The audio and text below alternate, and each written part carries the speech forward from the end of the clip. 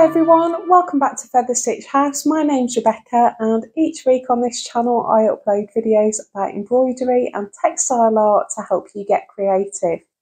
We're going on another patchwork adventure today. Last time we made the log cabin block using thin strips of fabric and I enjoyed that process so much I wondered whether there were any other blocks that we could make with our thin strips, and of course there are hundreds. So I'm not going to go too adventurous. We're going to do another simple strip block today, and that is the 3-panel patch. Now you're going to need 3 types of fabric that coordinate with each other, and you can just use a jelly roll. If you have one in your stash, it's perfect for that. But I'm wanting a finished block of 6 inches, so before it's joined to other blocks, it needs to be 6.5 inches. And so I'm going to cut my strips slightly narrower. So if you want a block the same size as mine, we're going to cut our strips at 1.5 inches, and that will work to give us a finished 6-inch block. I hope that makes sense. I will take you through the whole process, including the cutting. And so if that bamboozled you, please don't panic. More help is on the way shortly. So gather your bits and pieces and let's get stitching. Hi everyone, welcome to another patchwork adventure, and I enjoyed stitching with Liberty so much last time. I am going to do it again. So what we're going to make today is a 3-panel patch, and I've done a little bit of a mock-up with paper just to make sure my measurements are right. We're going to end up with a finished block that is 6 inches. I've got a backing piece here. This is just 100% cotton quilting weight fabric, and I've cut it to a 7-inch square, and then I've got 3 Liberty prints in a kind of harmonious colourway. So I think this is Wiltshire berry, absolutely no idea. And this is a very familiar pattern, but I can't remember what it's called. I will look it up, and I'll put the names of the fabrics at the bottom of the screen and in the description below as well if you're interested. Wiltshire berry, probably my favourite Liberty print, but I do really love this one. They're so delicate. And if you don't know much about Liberty, I think the key to Liberty prints is that the fabric is woven so closely that you can get really delicate prints onto the fabric without any sort of granulation or pixelation, so they just look amazing. So I'm going to just move this to the side for a moment and bring in my rotating cutting mat, and I've got my rotary cutter handy and a steel edge ruler to help me be precise. What we want are some strips that are 1.5 inches wide and about 7.5 inches long, so I'm going to cut this to 7.5 inches first of all. I'm just lining this up. Not very good at doing this sitting down. So I'm just going to square off this edge, making sure that I am lined up. Get rid of that frayed bit.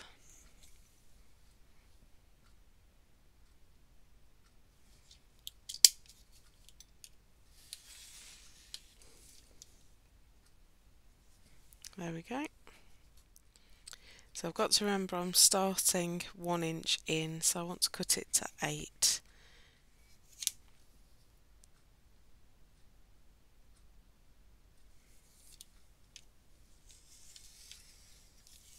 I'm just chopping that off. Oh, don't you just hate it when you have one thread that doesn't cut? That's annoying. Saves me rotating. Let's look on the bright side. So again, I'm lining up my top edge with the lines on my cutting mat, and I'm just going to take that frayed edge off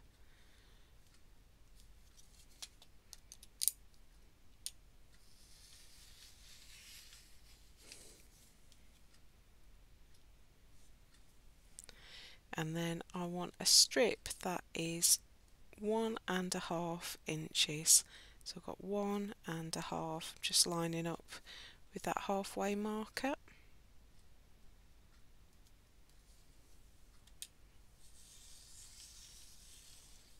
Like that. And then, so I've got that strip now, and then I'm going to do exactly the same with, I don't think that's 7 inches wide. No, it isn't, so we'll cut it from the length.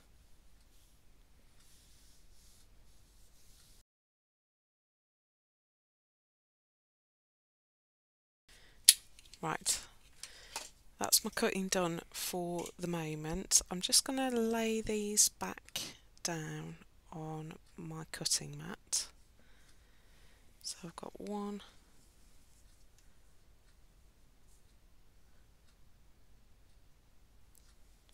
and 2. That one's a bit shorter, but it doesn't matter. And 3 strips. There we go. And so what I want to do is mark on some seam allowances. And we want a 1/4 inch seam allowance on each edge of this. So I'm lining up my ruler. I'm going to use my water erase because we are going to be pressing seams.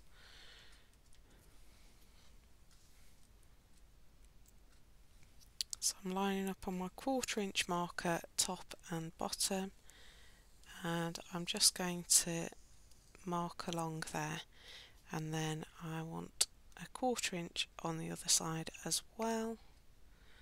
So line up my marker top and bottom and mark the seam allowance.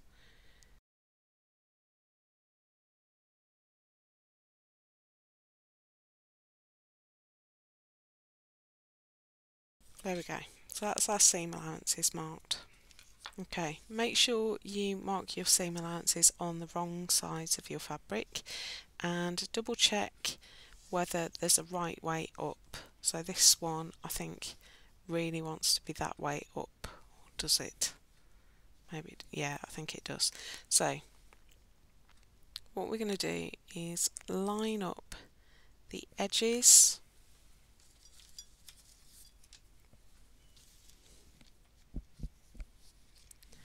and I've got some pins, so I'm going to just pin across. As long as your edges are lined up really precisely, the rest should just work itself out.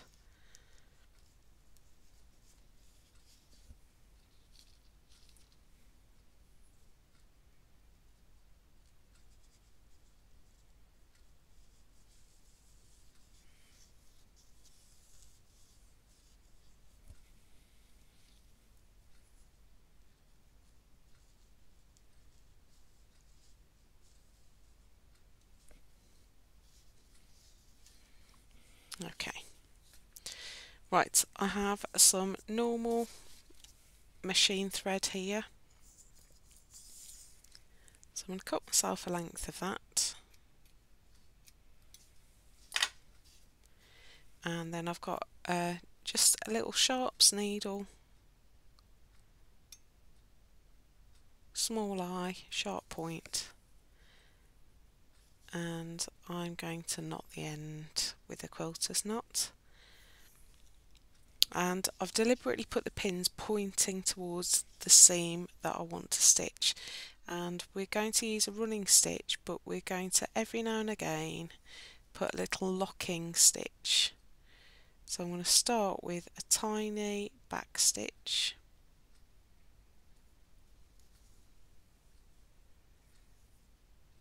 let's do 2 just to make sure that seam doesn't open up.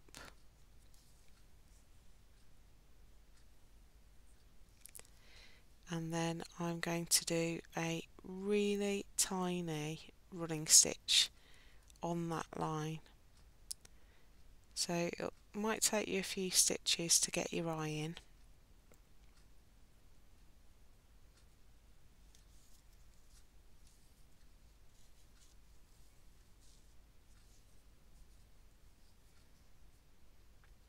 But hopefully you can see how small those stitches are.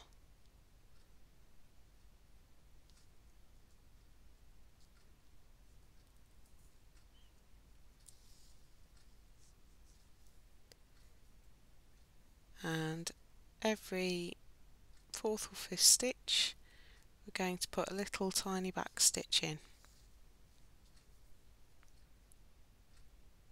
So the only thing to bear in mind here, you just need to make sure that you are going all the way through to the back of the fabric with your stitch.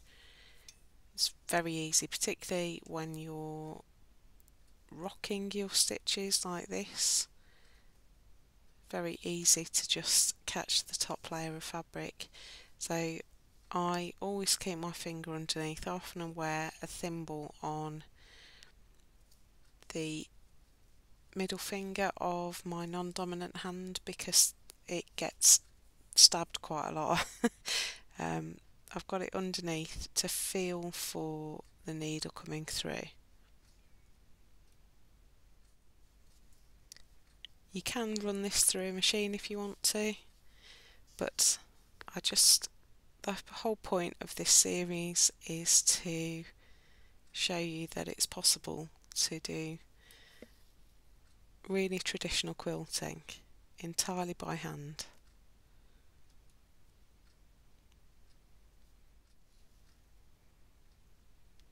Make sure you're not pulling your stitches too tight because you will get puckering if you want to, and then your measurements won't quite work.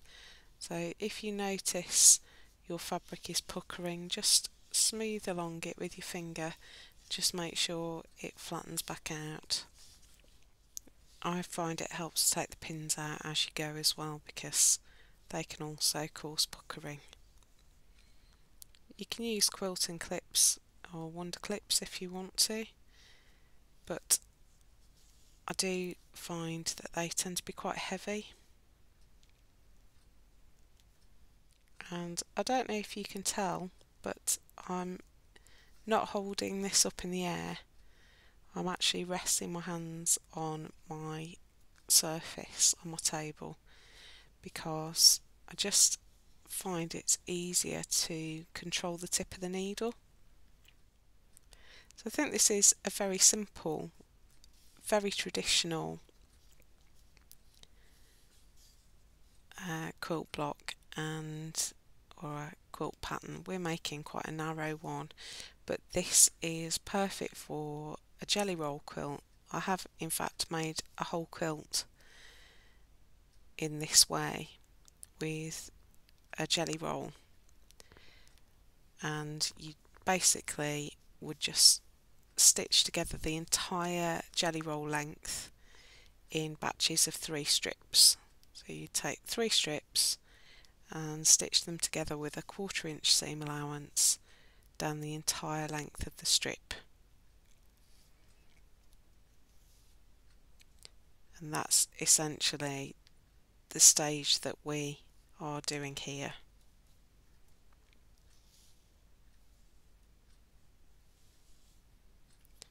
Now these little Liberty scraps that I've got here I got from a shop called Billow Fabrics. It's an online shop. I absolutely love them. And they do, if you're not confident putting colours together and matching up patterns and creating a colourway, they actually do Liberty packs that are pre-designed. So you can buy a whole pack of about 12 Liberty prints that are harmonious. So I think the pack that I bought was called Jewel Thief, and it's all kind of jewel tones. Right, Let's get our pins out. So here's our first strip that we've pieced together. So I just want to open that out, and I'm going to take my seam to the right, because that will mean that it ends up over this fabric here. So if I flip it over,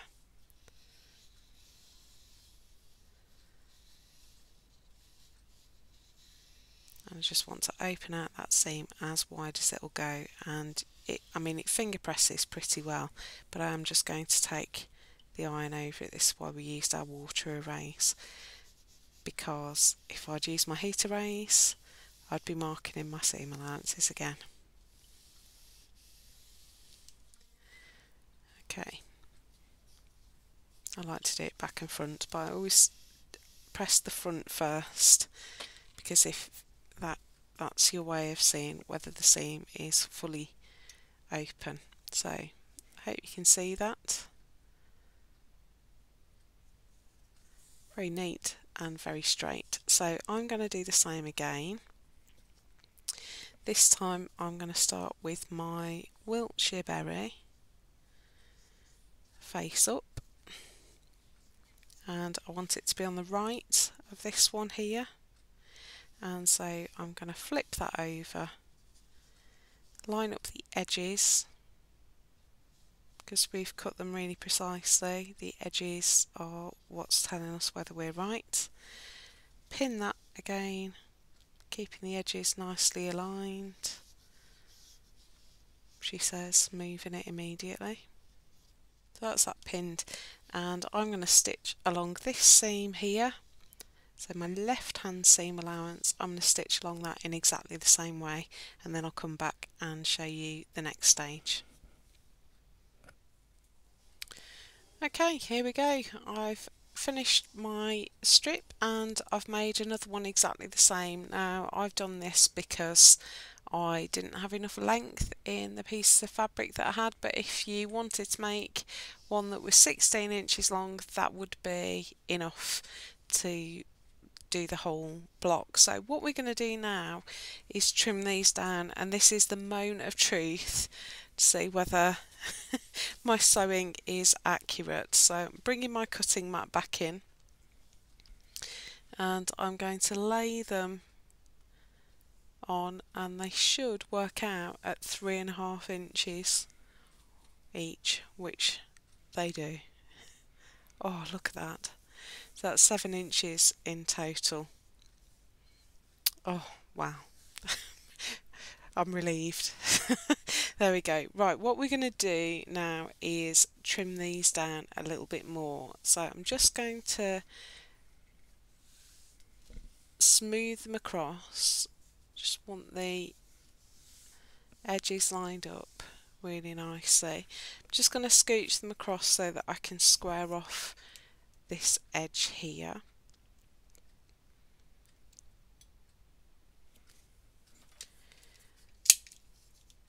Just going to cut across that, and that will get rid of any sort of uneven edges and will give us a straight line to work from. So let's just get rid of those little bits.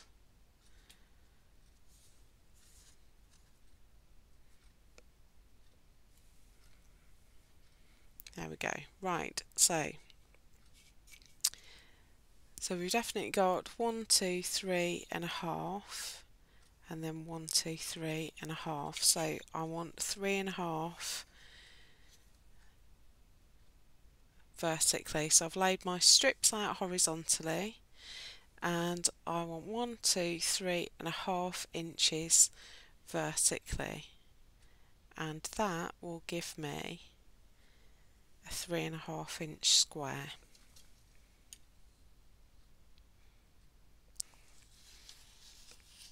So I'm cutting across the whole lot there, and then I've got my half there, 1, 2, 3.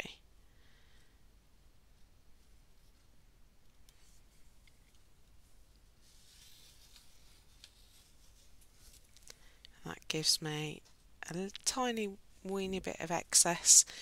I will keep these little scraps, but if you wanted to be frugal you could cut it to, what does that work out as, 7 inches long, and then you don't have the excess, but I was just working with the length of strip that I had. Right, so now we have 4 3-panel squares, and this is going to be much easier to see off that cutting mat. So let's get rid of this again, because we're going to put these together in a fun way. So if we can just line them all up first of all, like that. So what I'm going to do is rotate that one like that, and I'm going to rotate that one like that. Now if you wanted to, you could create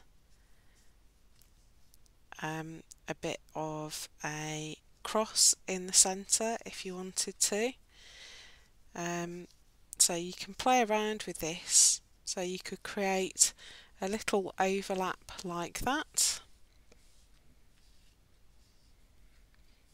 Do we like that? Maybe we do. We can play around with this. We could create we could follow it round so that I've just done the same thing again, but with the different cross at the centre, and that way our lighter green is all at the outside. Or we could just do it offset like this.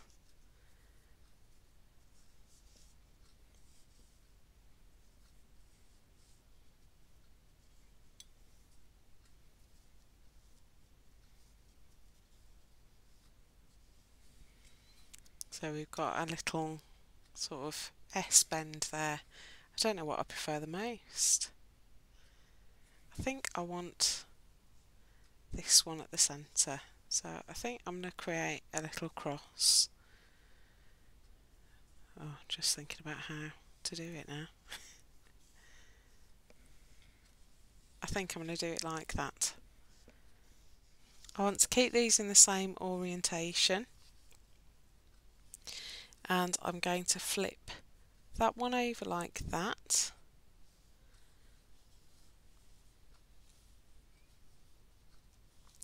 And I want to make sure those edges are lined up, and I'm going to flip that one over like that and keep those edges lined up. Now I've got my seam allowance here, so I'm going to pin that.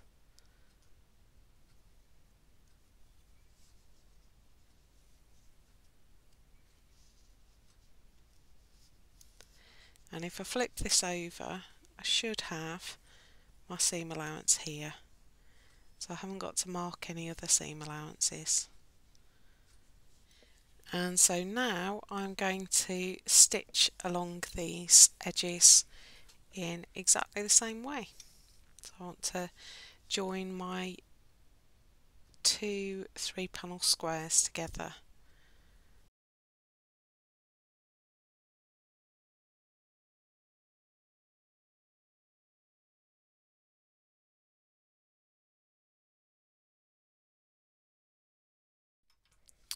Okay, so that's my 2 halves stitched together, and I've pressed the seams so that they're going to go in opposite directions. So if we lay this out in the back, I've pressed this one to the left and this one to the right, and that's going to help everything just sit nicely together. So just want to make sure I've got the right alignment here. So that's how it's going to be. And so I'm going to flip one over onto the other, and I'm going to use my pins to make sure that central crossing point matches up, because on a block like this it really matters. So what I want to do is find the intersection between my drawn seam allowance here and my stitched seam allowance, and I'm going to pop my pin through right at that point. Then I'm going to take my second block and I'm going to find the same point and pop my pin through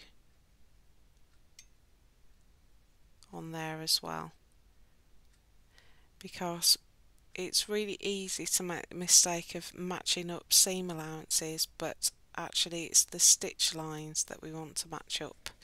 Okay, so I'm going to pull that right through to the head of the pin, and that's going to line up that central bit.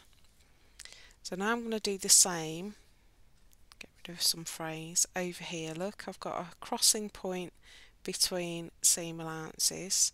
If you don't have the cross, just mark on the other seam allowance, and I think I just popped a dot on this one at the crossing point. So again, push the pin through right to the head, and now I've got 2 points marked. I can tip those pins down because I've stretched out the fabric between those 2 meeting points. I can tip the pins down and pin them in place, and then I just want, over on the right, I've got my crossing point marked here, and I want to find the same point on the back of this one. So I've popped a little dot there,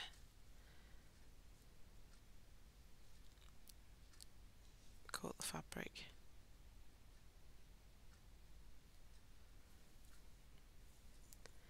So pin right through to the head, make sure the fabric's smooth, and then you can tip it down. Now you can, if you want to, stitch right the way across from left to right or right to left. I'm going to do it slightly differently. I'm going to start in the centre.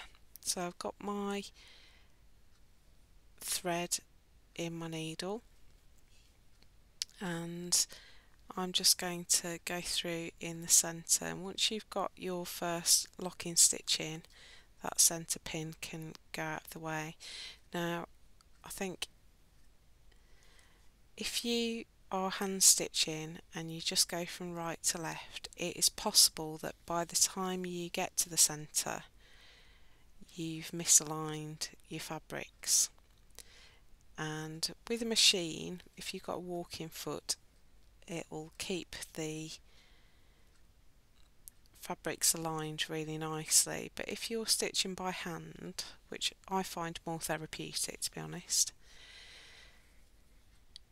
you have the freedom to play around with your process to get the absolute best result. So you'd never really start in the centre of a block like this on a machine, but you can when you're working by hand, and I promise you it's going to work really nicely. I know that because, true confession, I've already stitched this once and forgot to press record. So I've unpicked it so that I can do it again. Just make sure that on the back your seam allowances are being stitched down flat and facing in the right direction. So you just feel it with your finger when you get to a point where there's a seam allowance. You just feel it with your finger and make sure it's headed in the right direction. And when you're at your next pin, you can just get it out of your way and finish with the locking stitch.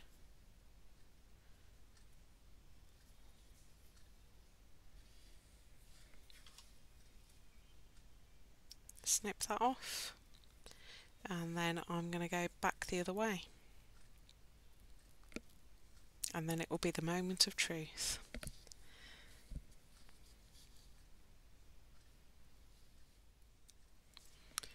So here's the moment of truth. Ta-da! And if I bring that up a little bit, let me just make sure we're in focus. That should meet up absolutely precisely in the centre, which it does. I'm very happy with that. So what we're going to do is just press those seams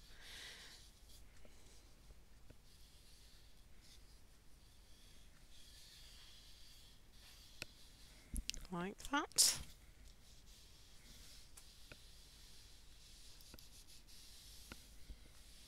Just making sure it's fully open. Just get it on the back as well.